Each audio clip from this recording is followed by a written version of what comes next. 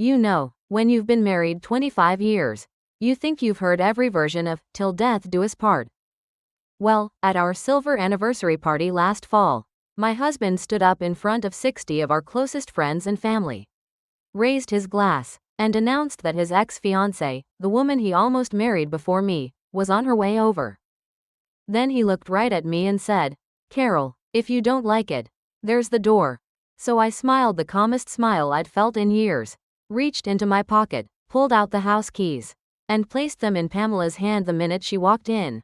I told her, clear enough for the whole room to hear, "Happy 25th, Pam. The house is yours now. Denny always said he wondered what life would have been like if he'd chosen you, so tonight I'm making his wish come true." Then I walked out of the only home we'd ever owned together and never looked back. Some folks called it cruel. I call it the most honest thing I've ever done. It started 4 nights before the party, on a Tuesday that felt like any other Tuesday we'd had for the last quarter century. I was in the back room of the shop, tying ribbon around 24 white roses for a memorial the next morning, when Denny came home early. He never comes home early. I heard his truck in the drive, the screen door slap, and then his footsteps stopped right behind me. I could feel the conversation coming the way you feel rain before the first drop hits. "Carol, we need to talk about Saturday," he said. His voice had that tight, rehearsed sound he gets when he's already decided something and just needs me to sign off on it. Saturday was our 25th anniversary party. We'd been planning it for months. Catered barbecue, the big white tent in the backyard, the string quartet from the college, all the things you do when you've managed to stay married in a world that makes it harder every year. I'd even closed the shop for 2 days so I could arrange every centerpiece myself. "What about Saturday?" I asked, still snipping stems. He took a breath so deep I heard it rattle. "I invited Pam Hargrove." The scissors paused mid-air. Pamela Hargrove, the woman he'd bought a ring for 16 years ago.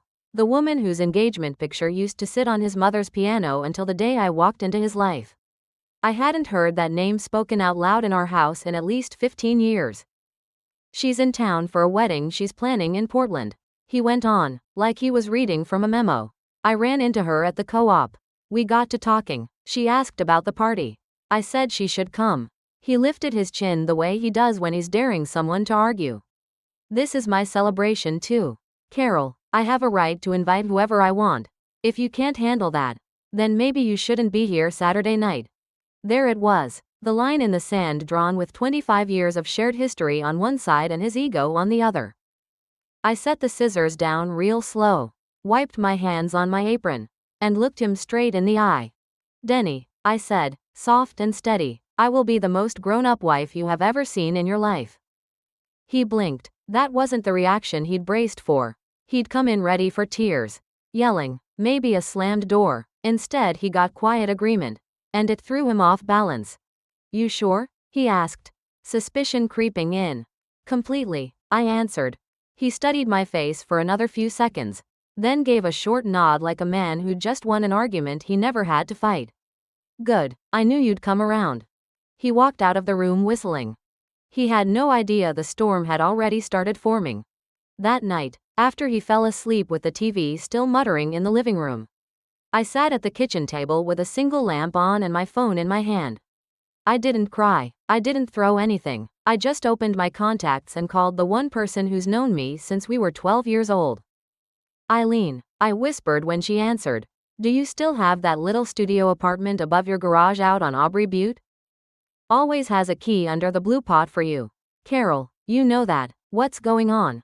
I'll explain Saturday night. Just keep it open for me, okay? Consider it done," she said. No questions, no drama. That's Eileen. Wednesday morning I was at the shop before sunrise, pruning lavender like nothing had happened. Denny texted around 10. "Everything okay, babe? You were real quiet last night." I wrote back. "Just fine, honey. Busy with the anniversary flowers. Love you." He sent a heart emoji. I stared at it for a long time, then put the phone away. Between customers I called Tom Whitaker, no relation to Pam. Thank God, the family attorney who handled Mom and Dad's estate when they passed. Tom picked up on the second ring. "Carolyn Bennett," he said, warm as always. "To what do I owe the pleasure?" Tom, remember how Mom and Dad put the house in a trust with me as sole beneficiary and gave me full power to transfer title whenever I wanted? A short pause. I remember. Why? I want to exercise that power. Today, if possible. Another pause. Longer this time. You sure about this? I've never been more sure of anything in 48 years. By 2 o'clock Thursday, I was sitting in Tom's office in downtown Bend, signing the papers that quietly, legally, made the house on Pilot Butte 100% mine again, just like Mom and Dad had set it up, in case that boy ever forgets what a treasure you are. Dad used to say. Tom notarized everything, slid the new deed across the desk, and squeezed my hand. Your father would be proud you finally used it, he said softly. I slipped the folder into my tote bag next to the peonies I brought him as a thank you. Friday I closed the shop early. Denny was already home, hanging fairy lights in the tent, whistling like a man who'd gotten away with something big. He kissed my cheek when I walked in carrying grocery bags. You're in a good mood, he said. 25 years is worth celebrating, I answered, and I meant every word. That night I packed 2 suitcases, only what was mine before we ever said, I do. My grandmother's quilt, Dad's old Navy footlocker with his medals, the albums from when the kids were little, my tools, my seed catalogs, every scrap of me that had ever lived in that house. I carried them out to my van while Denny showered, humming some old Springsteen song. When he came to bed I pretended to be asleep. He kissed my shoulder and murmured, "One more day, babe, gonna be perfect." Yes, I thought, staring at the ceiling in the dark. It really is. Saturday arrived like a perfect early October day in Bend. Crisp air, golden cottonwood leaves drifting across the lawn, Mount Bachelor wearing its first dusting of snow. The tent glowed warm in the backyard, tables dressed in the exact cream and blush linens I'd picked 25 years ago for our wedding. The quartet was tuning up.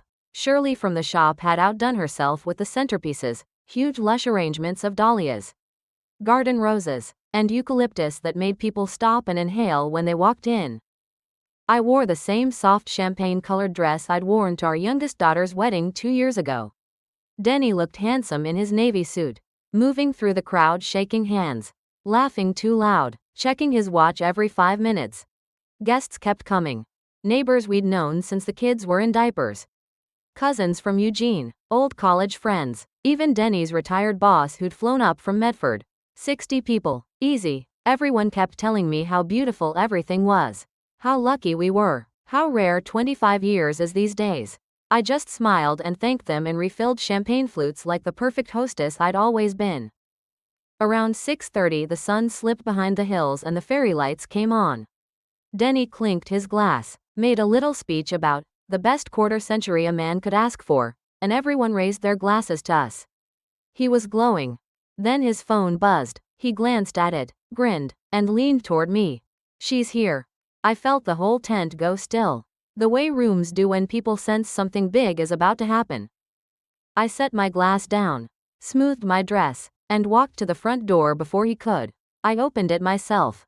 Pam Hargrove stood on the porch in a deep red dress that probably cost more than my van, holding a ridiculously expensive bottle of Pinot and that same triumphant smile I remembered from a photograph taken 16 years ago. "Carol Bennett," she said, warm as honey. "Happy anniversary." I took her hand, cool, manicured, steady, and held it while I looked her straight in the eye. "Pamela," I said, loud enough for the 30 people closest to the door to hear. "Happy 25th. Come in." Then I reached into the pocket of my dress, pulled out the house keys on the little silver ring we'd had made the week we closed on this place, and pressed them into her free hand. "The house is yours now," I said, calm and clear as chapel bells. Denny's spent years telling anyone who'd listened that he wondered what life would have been like if he'd married you instead. Tonight I'm granting that wish. You could have heard a pine needle drop. I pulled the manila folder Tom had given me 2 days earlier from behind the entry table, where I'd left it that morning, and opened it so everyone could see the freshly recorded deed. "Title transferred yesterday," I continued, still in that same gentle Sunday morning voice. "Daddy always said this house belonged to whoever cherished his little girl. Turns out that's no longer the man I married." Denny had gone fish belly white. "Carol, what the hell?" I ignored him, turned the page, and pressed play on the little recorder I'd tucked inside the folder. My father's voice, recorded 6 months before he passed, filled the stunned silence. If the day ever comes that the man sharing our home forgets the worth of my daughter, then that home stops being his. Full stop. I clicked it off, folded the papers neatly, and placed them on top of the keys in Pam's trembling hand. Thank you all for coming to celebrate 25 years, I said, looking around at 60 faces frozen somewhere between shock and awe. Enjoy the food, the wine, the music, it's all paid for. Then I picked up the small overnight bag I'd left by the door, slipped on my coat, and walked out into the cool October night like I was simply stepping outside for some air. Behind me the tent stayed silent for 1, 2, 3 heartbeats. Then the whispers exploded. The screen door hadn't even clicked shut behind me before the noise started. First it was a single gasp, surely, I think, then a low wave of, oh my lord, and, did she just, that rolled through the tent like wind across wheat. I kept walking, slow and steady, down the flagstone path we'd laid together the summer our youngest started kindergarten. My heels clicked once, twice, on the driveway, and then I was at my van. Inside the tent, Denny finally found his voice. Carol, get back here right now. This isn't funny. I heard Pam stammer. Denny, I don't want your house. Someone laughed, one sharp, nervous bark, then thought better of it. I slid the key into the ignition just as the first guests started spilling out of the tent, clutching purses and jackets, looking for the quickest polite exit. Eileen was waiting at the end of the block in her old Subaru, hazards blinking. I pulled up beside her, rolled the window down.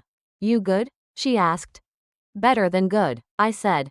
She grinned. Get in line, sister. We've got ice cream and a terrible movie with your name on it. Behind us, the fairy lights still twinkled like nothing had happened, but the music had stopped. I watched in the rearview mirror as more cars began easing out of the driveway, headlights cutting across the lawn. Someone, I think Denny's cousin Ray, tried to keep people inside with a loud, hey, everybody, free beer, but it was too late. The party was bleeding out onto the street. My phone started lighting up before I even reached the stop sign. Denny. Carol, this is insane, come back right now. You can't just give away our house. People are leaving. Pam left the keys on the table and walked out. Call me. Shirley. I'm literally shaking. That was the most elegant mic drop I've ever seen. Also, I'm taking home 3 centerpieces because they're paid for and I earned them tonight. Eileen reached over and turned my phone face down. Let him stew, she said. Tonight you don't owe anybody a damn thing. We drove across town with the windows cracked, October air smelling of pine and chimney smoke, and for the first time in years I felt my shoulders drop all the way down. By the time we pulled into Eileen's driveway, the group text from the shop girls had already renamed itself Carol's Liberation Party. Somebody sent a video, 10 seconds, just the open front door and the sound of chaos inside. I didn't watch it, I didn't need to. I slept that night in Eileen's little garage studio, windows open to the sound of the Deschutes River a block away. Wrapped in the quilt my grandmother pieced the year I was born. And I slept like a woman who had finally, truly, come home. The first week was a strange kind of quiet. Denny blew up my phone until I blocked his number, then started using other people's. Eileen's landline rang at 2 in the morning, him, drunk and crying. She let it go to the answering machine, poured us both a finger of bourbon, and we listened to him beg like it was late-night radio. When he showed up at the shop on Wednesday with flowers he'd clearly bought at Safeway, Shirley met him at the door with pruning shears in one hand and said, "We're closed to husbands today." He left the bouquet on the step and drove off looking 10 years older than he had on Saturday. He tried the legal route, of course. His lawyer called Tom Whitaker and threatened to sue. Tom invited him to try. The trust was ironclad.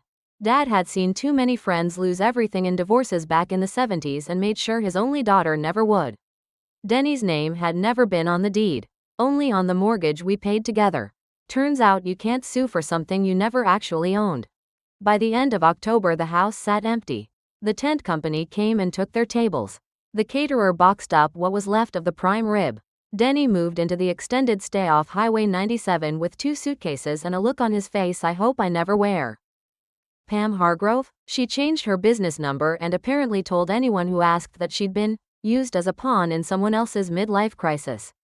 Last I heard, she'd taken a long contract in Seattle and wasn't coming back to Oregon anytime soon. November came in cold and bright. I signed the lease on a tiny loft above a coffee roastery downtown, 400 square feet. South-facing windows, just enough room for a bed, a work table, and every plant I could carry. I painted the walls the pale yellow of early forsythia and hung Dad's Navy flag over the couch I found on Craigslist. The first night I slept there, I left the windows open so I could hear the river again. And I woke up smiling for no reason I could name. December brought the Christmas rush at the shop. We were busier than we'd ever been. People wanted wreaths and garlands and anything that smelled like hope. Shirley gave me a little brass plaque for the door that read, "Bennett's Garden and Bloom, New Roots." Same bloom. I hung it the day we broke every sales record we'd had in 20 years. Spring arrived early in Bend that year.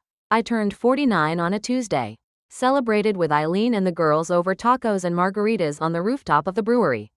Someone asked if I ever missed the big house on Pilot Butte. I thought about it honestly, watching the sun sink behind the Cascades, and realized I didn't. I missed the idea of what I thought we had. Maybe, but not the house, not him. One warm May evening I was locking up the shop when I saw Denny across the street. He was thinner, hair more gray than brown now, buying a coffee with the careful movements of someone counting every dollar. Our eyes met for half a second. He lifted a hand, not quite a wave, more like he didn't know what else to do with it. I nodded, the same polite nod I'd give any customer, and went back to turning the key. That was the last time I saw him. Some people say I was ruthless. Some say I planned it for years. The truth is simpler. I just finally stopped agreeing to be disrespected in my own life. 25 years is a long time to practice being convenient. Turns out all it takes is one night to remember you were never meant to be anyone's second choice. I still arrange flowers every day. I still hum while I work. But now when I lock up at night, I'm walking toward a home that's entirely, unapologetically mine. And honey, let me tell you,